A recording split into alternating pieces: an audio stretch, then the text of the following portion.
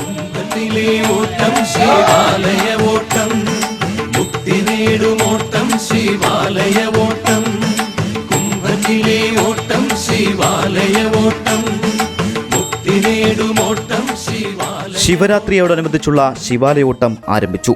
മുഞ്ചിറ തിരുമല ക്ഷേത്രത്തിൽ നിന്ന് കഴിഞ്ഞ ദിവസം വൈകുന്നേരമാണ് സന്ധ്യാദീപാരാധന തൊഴുതാണ് ശിവാലയോട്ടം ആരംഭിച്ചത്. ഇന്നാണ് മഹാശിവരാത്രി. ശിവാലയോട്ടത്തിന്റെ ഭാഗമായി കന്യാകുമാരി ജില്ലയിലെ 12 ശിവക്ഷേത്രങ്ങളിൽ ഭക്തർ ഓടി ദർശനം നടത്തും. ശൈവ വൈഷ്ണവ ബന്ധമുറപ്പിക്കുന്ന ശിവാലയോട്ടത്തിൽ ഭക്തർ ഗോവിന്ദ ഗോപാല എന്ന നാമജപവുമായാണ് ദർശനം നടത്തുന്നത്. 10 കിലോമീറ്ററോളം യാത്ര ചെയ്ത് ശിവരാത്രിയുടെ പിറ്റേന്ന് രാവിലെ തിരുനട്ടാലത്ത് ശങ്കരനാരായണൻ തൊഴുത് തീർത്ഥാടനം പൂർത്തിയാകും. കാൽനടയായാണ് സഞ്ചരിക്കുന്നത്. മാർത്താണ്ഡത്തിന് സമീപം മുഞ്ചിറ തിരുമല മഹാദേവ ക്ഷേത്രത്തിൽ നിന്നാണ് ശിവാലയോട്ടം തുടങ്ങിയത്.